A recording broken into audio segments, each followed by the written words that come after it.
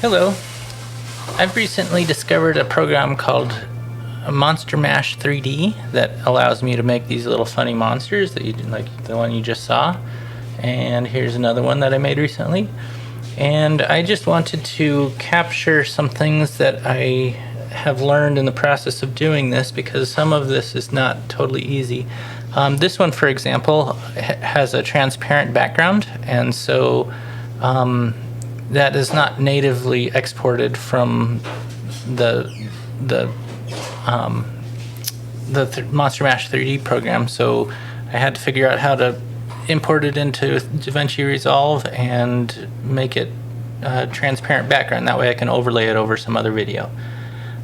This one obviously has already been overlaid on top of a photograph, and I'm just zooming in on the photograph, but I've got camera placement and let's go back to that real quick. If you look at the ears on that last one, like you can see that the perspective is proper on this. It's not the most advanced 3D graphic ever, but for a pretty quick and dirty 3D graphic, this Monster Mash program is pretty good. So basically, though, I just want to go through and talk about what I did, so that if I ever want to come back to this, I won't forget how, or I'll always have a reference, and it might help some other people out too. So let's move on. Actually, today I'll talk about how I did each of these, some of the tricks of each of these, but I'm also going to go through, I am going to try and do a little animation of this, starting off with this image, and we'll try and animate this as we go. Okay, here we start at monstermash.zone. That's the web address. This is a very simple program. Most kids can do it. The very simple help. All the instructions are right here. There's a couple videos to watch to help you get started, but it's very simple. And the details in these in these instructions are fantastic. But that's it. I just scrolled through all the instructions. They're very short, maybe 4 pages worth of instructions. Very, very simple. But I'm not going to go through this right now, because you can read that on your own. But I'm going to go ahead and start my project. So right there, I'm sorry. Oops. That was import animate, or let's see. So this is, what was that called? It was import template image. So I just imported it. This is just a template. It can be used for the skin of the monster. So I might this first step is to kind of draw an outline, and you should always start with things in the background first. So like an arm in the background I would draw that line first, and then I'd draw the body, like outline the body, and then I'd draw things in front, like the tail would be in the front, this arm would be in the front. But this is kind of a sideways, kind of a strange, it's not a perfect side view of an animal or any kind of monster, so it's not really going to work like some of the other ones that I've done have. But I do want to just animate the tail and the head, give the head a little bob up and down a little bit. So I'm going to keep this simple and just do a couple things. And this may take me a little while to draw these lines accurately, and I might do it a couple times. So I'll probably speed it up, and there won't be any audio for this. But here we go.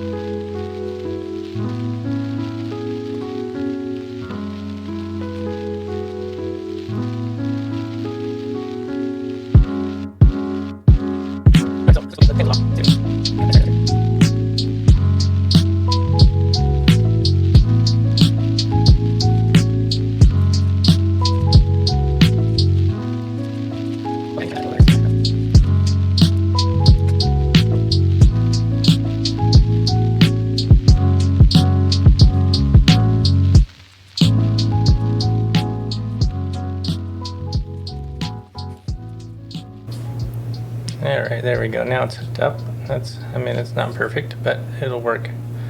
So the idea now will be to add some points.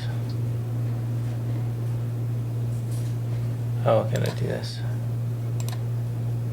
Something like this.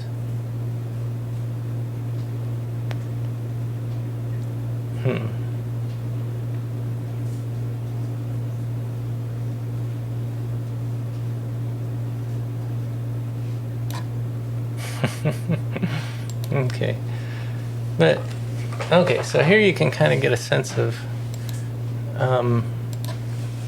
what you can do to animate things. You can kind of drag things up and down.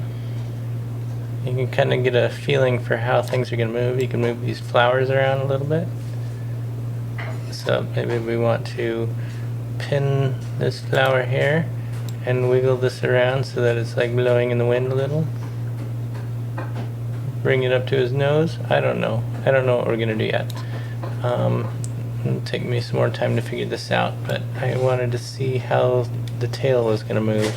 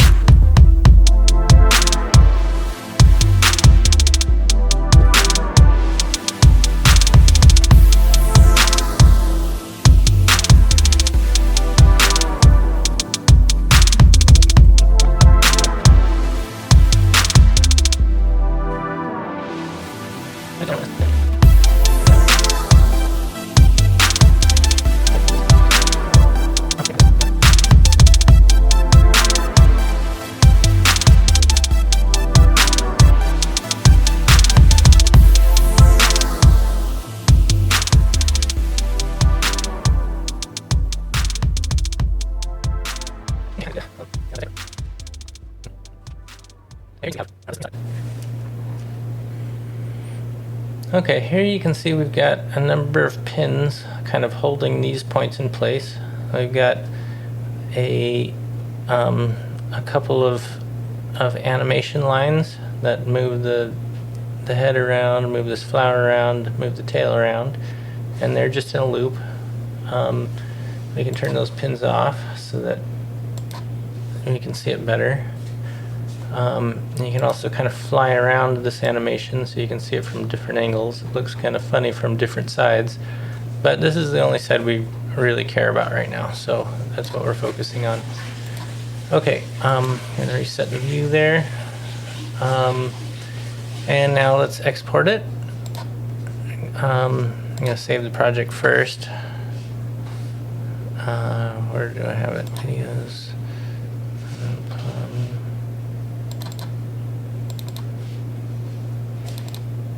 Oops.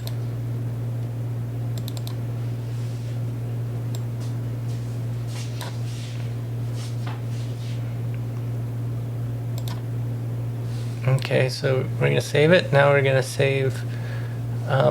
Okay, I'll talk about this here in a second. In this case, there's two ways to do to create these monsters. One is to start with an image of a drawing that you want to cut out, like we did here, and we cut it out, and then we've got the texture already included. Another way to do it is just to start off with some drawings, like a doodle, and then do the texturing afterwards. And so what you do for that is export the template for texturing and then import it into a different program like GIMP or some paint program, and draw on the 2D drawing and then import it back here using this import template. And I actually do have some examples of that. In fact, where is it?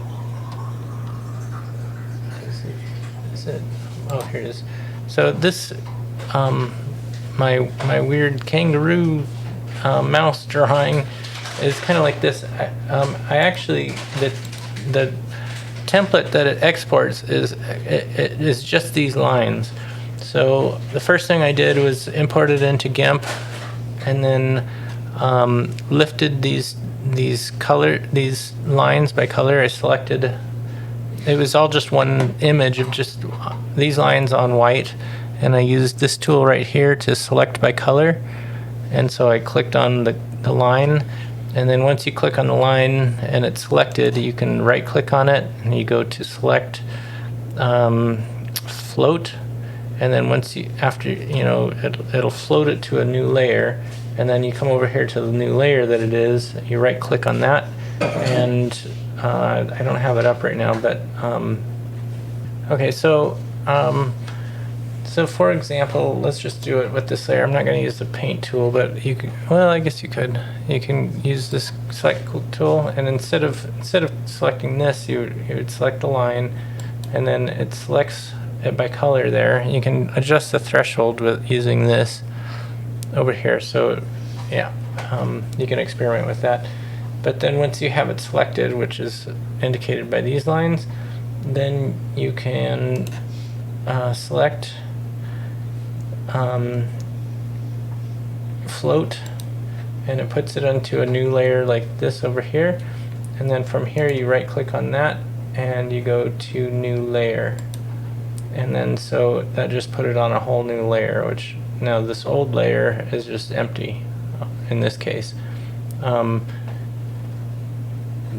So that's how I separate it out, and then you can turn those off and on once you have them. It's this one and this one respectively are the two colors that I picked out. And then from there you can add new layers using this button right here, and you can drag and drop them in the order. The top one is the top layer, so like if I put this down underneath, it'll disappear because these things are on top of it. So I want those up on top, the top layer, so you can see them. And then just before you export it, I turn them off. And notice that the background, we don't care what's on the outside of this. This isn't going to be wrapped. This stuff here isn't going to be included onto the texture of the 3D image, so I can just go ahead and draw anything out here. It doesn't matter. It's just what's inside these lines that really matter. So that's kind of what it looks like. So and then from there you of course save it and then export it as just a PNG is fine. doesn't matter, PNG or JPEG. And then, so once you have that exported, I'm going to go ahead and close that back down. Then you can import it here using this, import that PNG file, and it will wrap your stick figures with that PNG file. Make sure that you don't resize the canvas when you're doing that. The canvas has to stay the same. Anyway, okay, so that's the trick to doing it that way. In fact, actually, I have that creature right here. That's kind of what it looks like when it's all wrapped. Okay, but this, going back to this one, so we already saved the project. Now we're going to export it. I have experimented with this object file in the past, and it can be useful for certain things, but in this case, if we're using Davinci Resolve, we don't need that. We do need we do need the initial image that we used for the import, but since we have that saved elsewhere, we don't need to export it. Normally, when you do it as an object file, it'll export that texture as a .mtl file, which you can then use as part of this if you want, but there's no sense of doing that. So let's go ahead and export this. The pre-roll frames, I think, is a way to kind of gear it up, because when it first inflates, all those anchor points are in different places, and so it's good, I think, to give it one full loop. 276, let's just do that.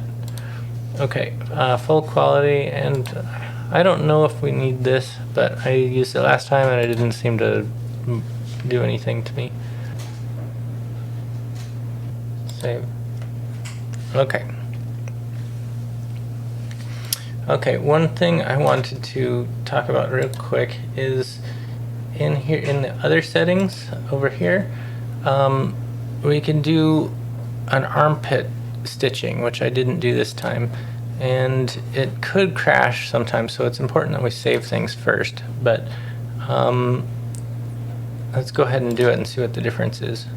So it kind of does a little bit under the armpit. So if you're doing a lot of stretching of the armpits and things, this might help make it look nicer. But I think in this case, what we've got is pretty good. It's good enough. So I'm not gonna worry about re-rendering it.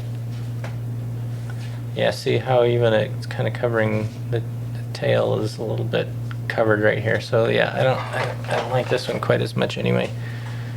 So let's move on. Let's close this down. Or I'm just gonna set it aside for now, minimize it. And now let's, the next step, we can't open that file that we just exported directly in Davinci, in Davinci Resolve. We have to instead open it in Blender.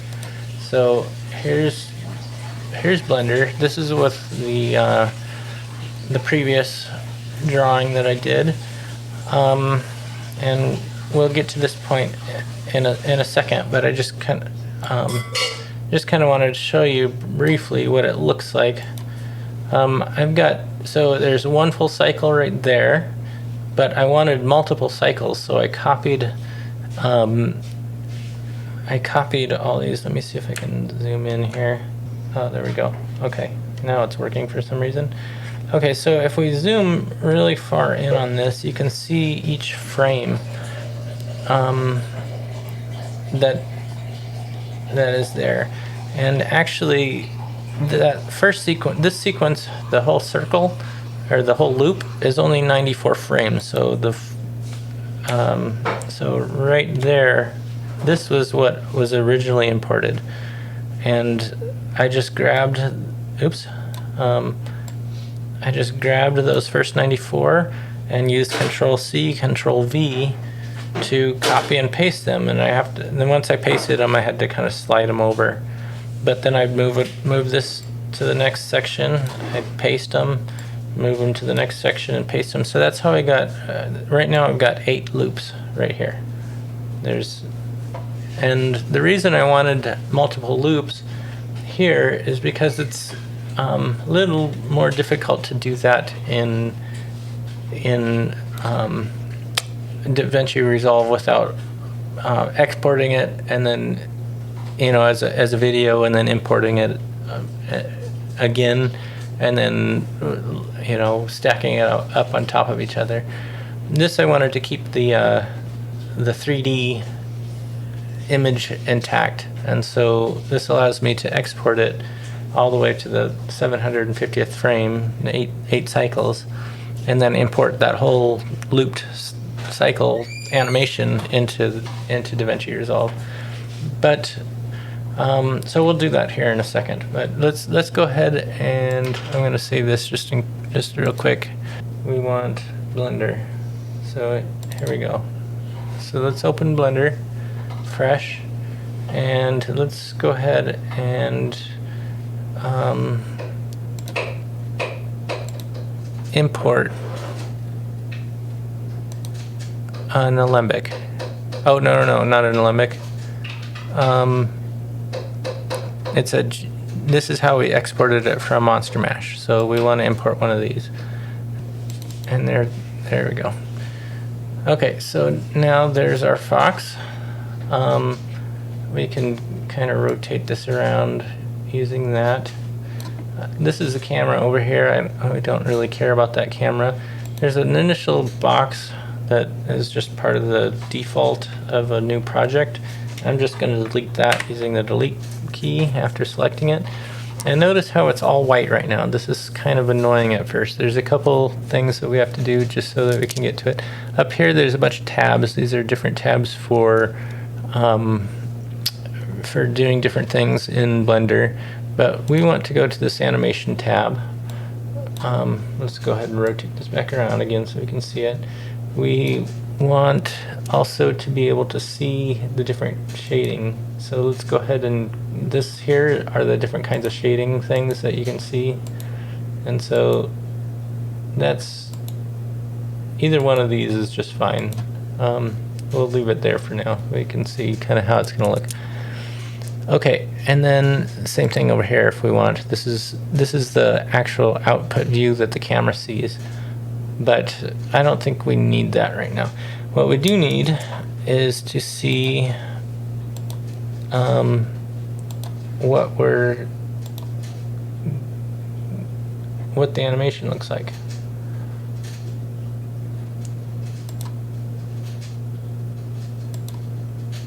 So this is the one loop right here. It is looks like 250 frames. Is that what? Stop. I don't want to go back and see this when we exported it. 276 is what it should be. Close. Okay, so going back here to Blender, 276. Let's open that up. 276. Actually, because it starts, does it start at 0 or 1? I think it starts at 1, but let's do 275 and scoot this. I noticed this is an issue before. Start at 0. So if we come back here, I want to make sure that there's there's a movement between 1 and 0, or 0 and 1. So that means that 0 is actually a frame, and 275 is going to be the last frame. Oops. Okay, and you can use the scroll wheel to kind of zoom in and out, and it zooms. Oh, and then you have to slide this back and forth. Okay, so there's 275. So this is going to be the end of the stretch. But if we want to loop this now, let's see, how do we do it? Let's go here. So you click on this mesh up here, which, and then it just fills in all these frames. Whoa, what was that? My cat's knocking something over. Okay, and so it fills in all these frames, and they're already all selected, so let's just go Control C, and then I'm going to zoom in here, and I'm going to scoot one frame over, and with the arrow key, and I'm going to Control V to paste them, and now we're going to do the same thing. I'm going to come down here, we're going to paste them, go back up. I wonder if it's because of this. I'm just going to make this a big number right now so that I can, and then I'll shrink it back down. Okay, Control C, Control V, there we go, that's better. And coming back down here, Control V. There we go. Yep, that was the problem. Let's do one or two more. It's always easier to cut these down afterwards. But like if in the case of that animal that was walking, if I want to have it walk across the screen, I need to have it iterate many times for the camera to be able to track it and get different perspectives over those multiple loops. And so that's why I have to stack it. In this case, this fox is just going to sit here, so it's probably not as important, but I'm going to do it anyway, just because. Okay, that's probably good. Let's stop there. 11:04. Okay, so now I can shrink this back down.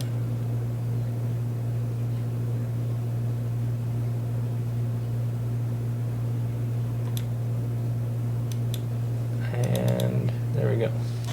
And actually I want to zoom in just to see.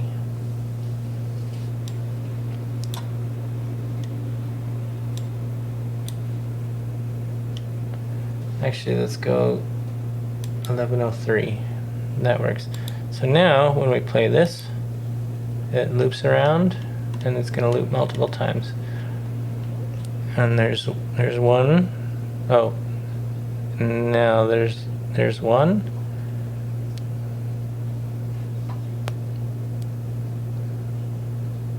There's the second loop. Okay, that's good enough. Anyway, you get the idea. Okay, so now this is, I'm going to pause it. And that's really all we have to do in Blender, except for exporting it. I'm going to go ahead and save it just because, not really necessary, but I'll call it Fox. Save as. Okay, file, save. Okay, so now we're going to export as an alembic. Export alembic. And it's rendering and exporting down here.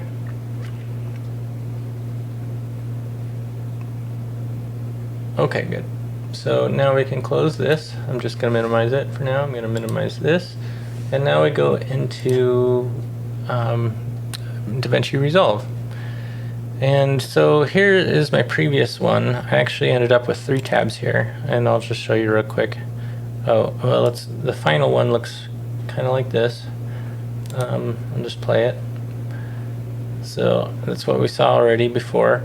And we've got 2 things going on here. We have one, this is a exported video that was from timeline 2, which is of this whole clip, but it was just a lot slower, but it was like this long. It came out to here, and I retimed it and shrank it down. This one here is just the background, and it is actually of this, it contains a window, which is just this little section of the tree, which is on top of this one, which has the deer or whatever this is, the monster. And so since it's on top, it acts as a mask to for this deer to kind of hide behind underneath. So, and I'll show you that real quick. Actually, since it's selected, I would go to the color wheel here. Oh, I have to stop it.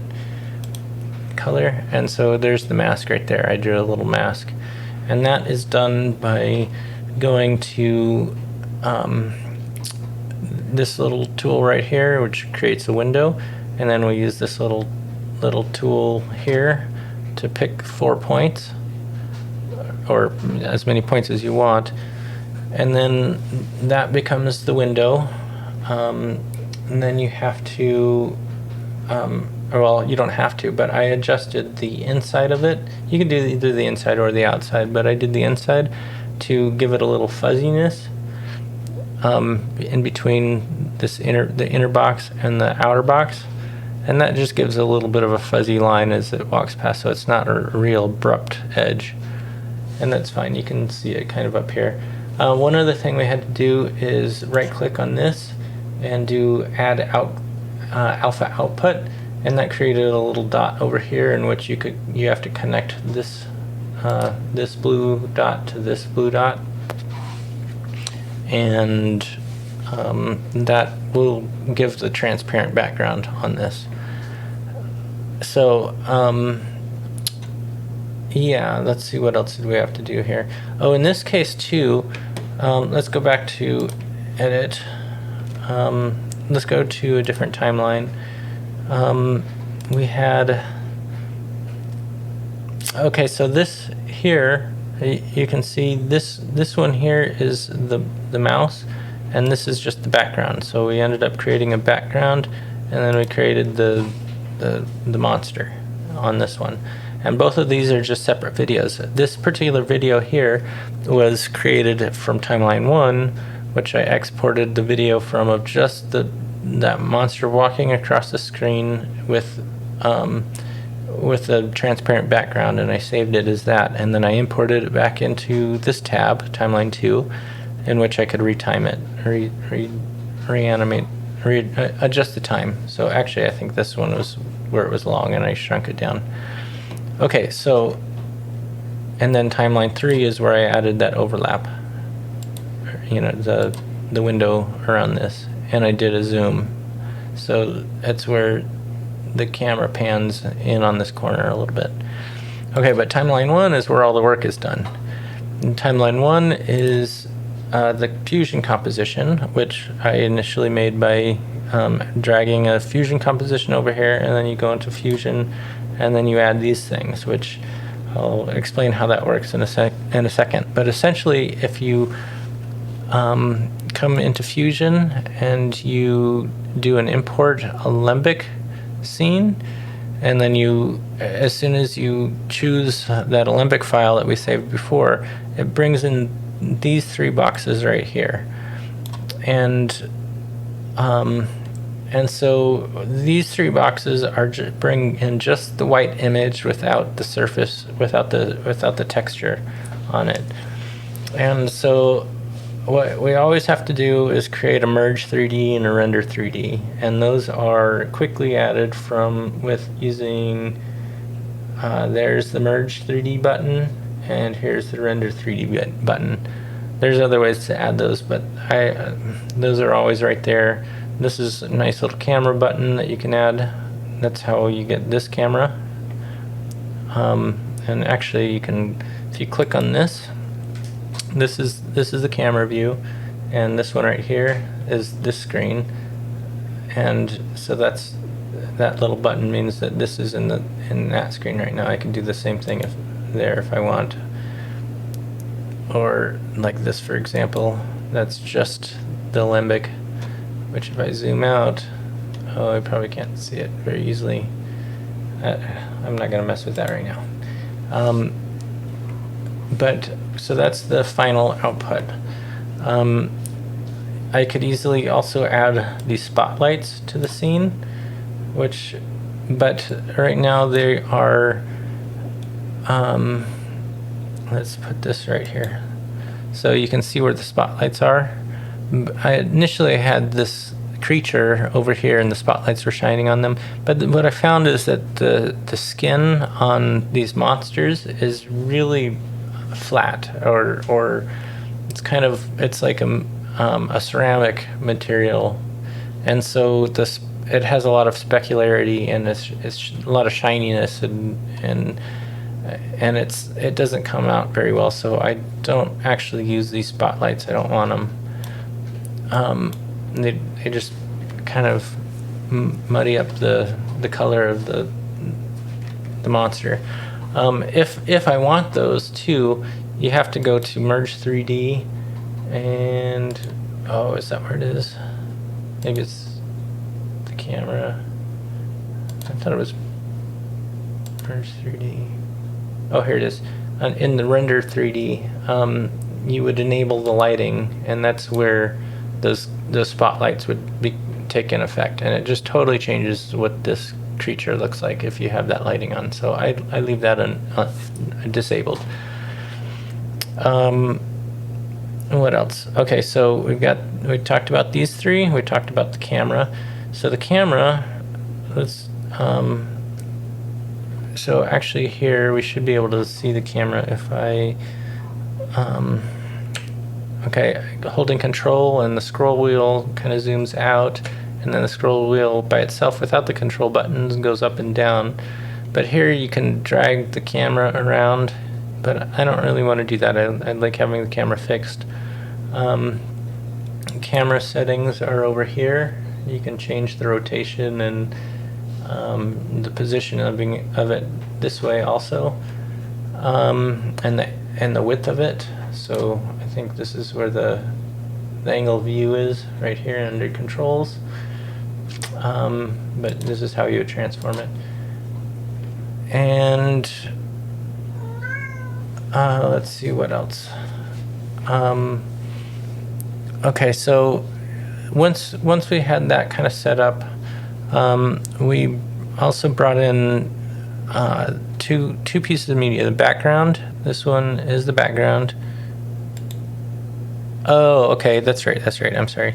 So this media in is the texture. We could just we don't necessarily have to put it through this color corrector. We could just do this media in straight to this mesh, which was part of the Alembic. But I wanted to match the color a little bit to the background, and so what we did was we added this color corrector, which you get it from right here. And just drag and drop this guy right there, and that's the color corrector tool. And then so if we bring the background image into here, we bring both this image first, and then this background image into the color corrector tool. Then we can use this color correct tool. We change this was initially colors. We change it to histogram, and then we go change the histogram type from keep to match. Those were the two things we had to change. We want it on match, and then it automatically changes this color to something a little darker and a little more similar to the colors of the background. And what else did I do? We didn't mess with this match luminance, but we did mess with this match RGB, which is kind of like how it's like the opacity of the overlay that you're applying. So in this case, I actually keyed it. So I walked it a little ways, and then I applied a little bit more of that color match at the beginning, and then I did a little less at this point, so it got a little brighter. And I tried to imagine the creature walking through patches of sunlight, essentially, or brighter patches. And so he actually gets a little brighter in the middle, and then gets a little darker, and then really dark towards the end. But it's not really noticeable unless you're thinking about it. But that's what I was trying to make it do. But that's the trick to doing that. That's the color match. It's histogram up here, and match instead of keep. And that's all there is to it. Connect those up. And then the other thing too, to make the background visible, you not only have to bring it into the color corrector, but you also have to bring it into the camera. So that's the trick to that. So there's a couple things coming in, but that's it. That's all there is to it. And now we'll do the same thing with, I'm probably not going to do all this with the fox, but I'll go ahead and walk through that step with you so you can see how it's done. So let's go ahead and yeah, doesn't need to be saved. So I'm going to go ahead and do a new project. We're going to call it Fox Animation. Create. And it takes a second. Okay, so now we have a completely new thing here. We're going to come into Edit, and like I said, we're going to start with the Fusion composition, and we're going to stretch this out. How many frames? Actually, it's going back to Blender.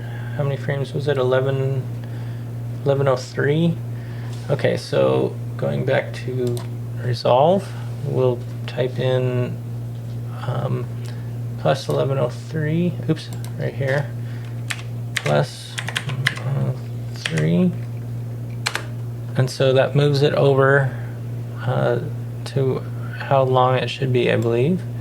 And we're going to stretch that out. Now we're going to go into Fusion. And oh great, it didn't really work. 1103. So that just, okay, so I don't think that plus 1103 worked, so scratch that.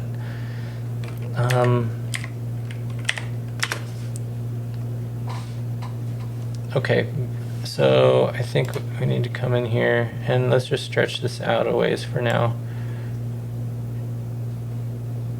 I don't know how long that is. That seems weird to me. I'm just gonna put a mark right there. Let's go back into Fusion and see how long we have here. See, that's 891, so that's not far enough. Let's go back here. Let's see, we're getting closer now. 1103.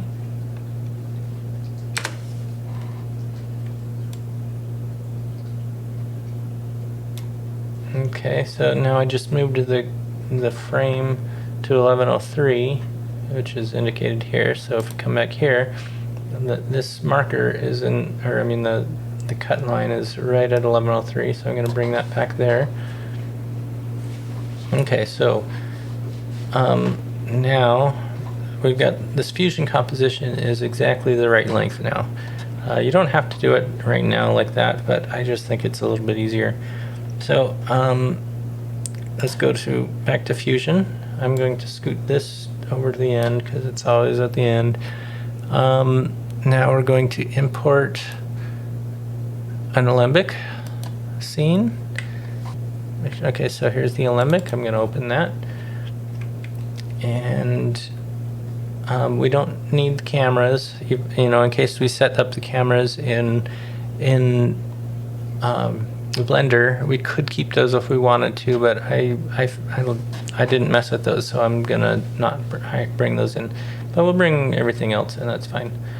And the resampling rate, I believe, was 24 frames per second to begin with, so that's fine. Okay, and so now you can see here's the 3 Blender files. And they are in here. Oh, well, of course we're not going to see it yet until we hook it up. First things we need are, like I said, this is the render 3D. This one here is the merge 3D. We'll connect those together. Okay, let me scoot these back over a little. We need a camera, and we're going to put the camera into the merge 3D. And now we need to put this into the Merge 3D also. And let's go ahead and turn some things on so we can see, oops. Okay, so we can see now that there's our creature, there's the camera. I'm going to pull the camera back so that we can see it. I need to zoom out, so I hold Control to zoom out. Pull the camera back. It's not far enough yet. Control, pull back. It's getting closer. A little bit more. I could probably adjust the angle of the camera to fit it in easily, but it kind of distorts the 3D image. You know, it's a different perspective when you're way up close looking at it through a wide angle. And so I think this angle of lens is pretty decent. So let's scoot the camera roughly where we want it. I'm gonna zoom out on this a little bit so we can see how it's framed in the picture. I think that's probably fine. We'll see what happens when we start animating it, if it's going to move out of the frame or not, but that's probably going to be okay. Now, okay, so notice it's white. How do we get it to have the background? We need to import the initial image. So I have open in a different folder over here the artwork, the initial artwork. I'm just dragging and dropping that artwork in there, or you can open it through the file manager too, but I just like dragging and dropping. And so it's this one right here. I'm just going to drag it over here onto this into the Fusion composition, and we can go straight here, and there already it's there. And it looks kind of funny though, doesn't it? Well, that's interesting. Okay, so what is going on there? I'm not really sure. Let's try doing something a little different. I want to try a test. Let's delete that. Let's go back to this. Let's pause it. Let's export the object file. And now Fraggle Fox animation. I'm gonna put Fox here, and I'm just gonna copy that section of it real quick. Control C, save, because I knew that it was gonna do this through. It does this for 3 files.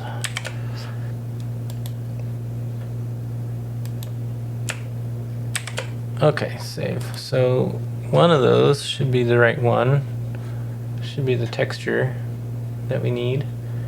And let's go ahead and close that and open this guy back up. Oops, wrong way.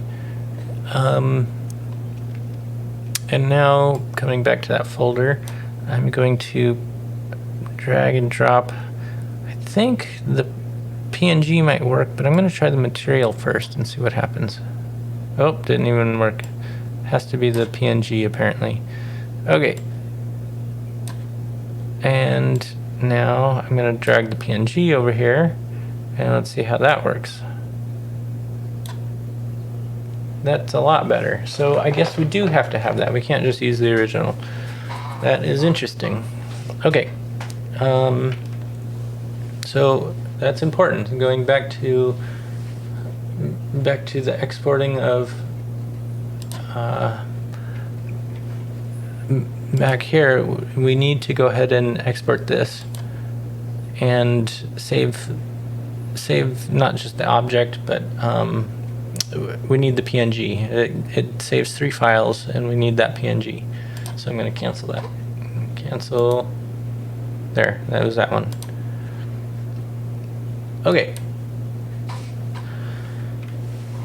Okay, so now we got something that looks like what we want.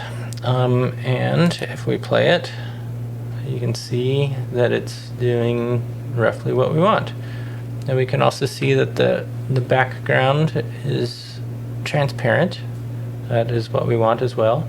But there's a trick to saving things that from Davinci Resolve so that it has a transparent background, so that when you import it, you know, when you include it in the media pool, it still has a transparent background. Most of the time, if you save things from the Deliver tab here, most things won't save with a transparent background. But if you save it as, heck, where is it? I think it was this, the atom. Then as an export alpha, you have to make sure that export alpha is selected. Then it will save it as a .mxf file, which will have the alpha saved in the background, and that's what you can import. So you give it a file name, a location, you know, where you're going to save it, and add to render queue and render, and that will save it as with a transparent background. Then once it has a transparent background, you can come back to edit and just drag it and drop it from your folder back into the master media pool. And that's what I do in, well, okay, well, let's just do it real quick. So here now is the, oh, let's go back to Fusion real quick, because I want to make sure that we've got it looping properly all the way through. Looks like it so far. I can slide this slider down and see it did the loop. I just want to look at the end again, make sure it's a smooth transition. Looked like it to me. One more time. One more time. Yep. Okay, so I think that looks pretty good. Let's go ahead and go back to the edit screen, and let's just test it out. And of course, see, it's red right here, so it's still rendering, and so it's going to be jumpy, but it looks like it's working properly. And let's see if it stays in frame the whole time. That's one thing I wanted to see. Let's do the first loop here.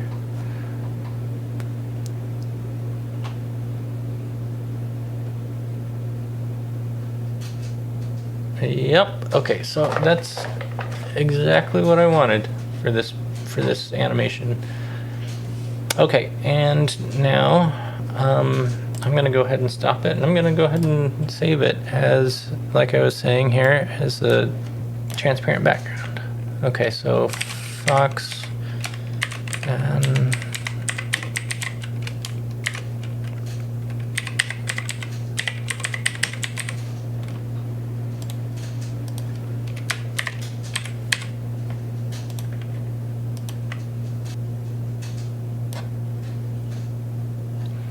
okay, and should have all this. Okay, and add to render queue. Let's go ahead and render.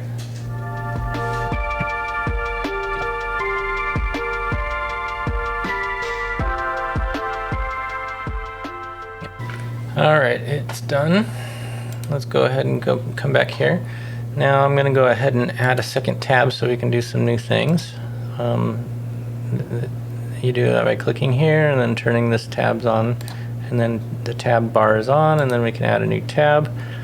And so it's not up here. We need to include it into our folder. So which file is it? This one, I believe. I think I did that right. And so let's go ahead and drag that down here. And if we play, we should see it. Now, how do we prove that it has a transparent background? Let's put something in the background. So let's just put this for now, just so we can see. Oh, let's do this. Move this here so that's on top, and then we'll put this underneath as the background, and then we'll play. So yeah, you can see the background behind it, and it was transparent. So that's exactly what we want. Now from here we can always resize it using zoom. Oops. Yep. And you can reposition it anywhere you want. So so that's how we can easily add this to our image, or to some footage, some video footage. And what else do I want to say about this? Okay, here I've done a couple things. I've scaled down the fox. I put it up on the third video, and I've put two versions of the poppy field in the background. We're gonna switch places of these top two things here in a minute, but I want to show you why first. If this one's on top, you can't see, you wouldn't be able to see the fox anymore, but we need to be able to see the fox for now. So while we draw the mask, because I want to be able to kind of fuzz out the bottom of these flowers. That's what I'm trying to do. So I'm going to draw a mask right here. So first thing we do is select the this middle one, which we're going to make the mask on, and go to the color wheel, or the color tab, and we then come over here to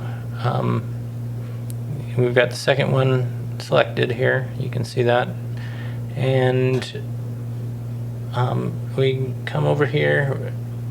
We do the add alpha output. I've actually already done this, but you add that alpha output, and it creates this dot over here, which then you can connect these two dots together. And then once that's done, then you come here and you pick the pen tool, and you just create a little shape where the mask is going to be, and then you can create kind of a zone where it's going to fade.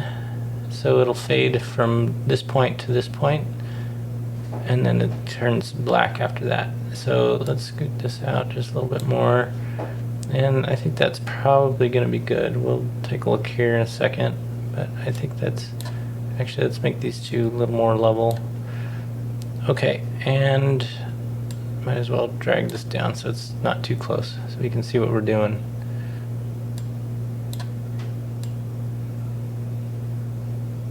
Okay, that's good enough. Let's now see here, coming back here. So now we can see it didn't do anything because it's on the bottom layer. So now let's switch these two around. And now you can see how it's faded out. And that's exactly what I was hoping for. It looks like it's coming out of the lawn now a little bit more. And I tried a minute ago to do that with the tail here, but it just doesn't look very good with this cartoony character. I think if we had a real character, it might look better, but with this cartoony character, I kind of like the way it obviously is on top. So I'm not going to fade this out. I like these harsh striking lines here. It's okay. I'm happy with it. So let's play it real quick and we can see what we've got. And that is the final result that I was looking for. Okay, thank you for watching. Hit the like button if you like this video. I also wanted to mention that there was another video that contained some information similar that I got a lot of this information from, that I wanted to point out. It was by this guy. His channel is called Post Color Gear, and the title is Import 3D Model with Animation into Davinci Resolve. And it is a very good video. It includes